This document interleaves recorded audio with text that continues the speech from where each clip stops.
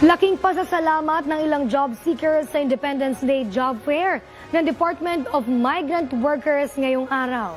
Ilang licensed recruitment agencies kasi mismo ang nagatid ng libo-libong overseas employment opportunities. Yan ang tinutukan ni Angelo Calixtro.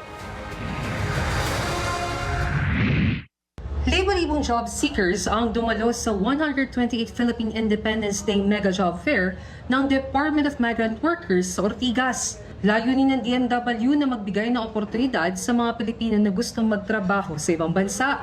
Mahigit 4,000 trabaho ang naghihintay sa mga job hunter.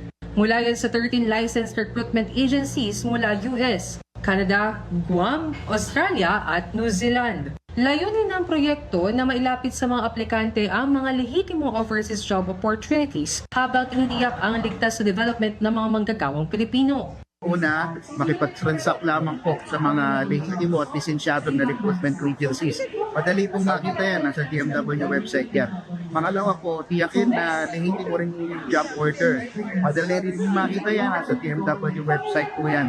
Pangatlo po, sa opisina lang po ng recruitment agency, o di kaya sa mga ganitong otorisadong job fair, makipag-transact. Pangapat, tiyakin po na kung magbabayad po tayo, meron pong kaumo ng resibo. Tapos kung magbabayad po ng placement fee, tiyakin na sigurado na po yung offer ng trabaho, yung pirma na sana ng kontrata bago maglabas ng pera para sa mga placement fee. Isa sa mga job seeker ay si Nanay Melanie na galing ng Naik, Cavite, na nagbabakasakaling makaalis ng bansa. Lagi raw siyang nag-a-apply sa mga recruitment agency hanggang sa nakaranas na siya ng scam. Kaya naman ngayon may oportunidad daw ang DMW at siyang nag-apply para makaalis ng bansa. Inaasahan ko po na makakakuha po ako ng employer detail as caregiver or anything na fit sa akin ng credentials. Para naman kay Jeline na nagtatrabaho dito sa Qatar, for good na sana siya dito sa Pinas. Pero nang mamatay ang kanyang asawa, kailangan niyang maghanap ng work para buhayin ang kanyang pamilya. In-expect ko ang sana maanggap kami or makuha kami na bigyan kami opportunity na makapagtrabaho sa ibang bansa.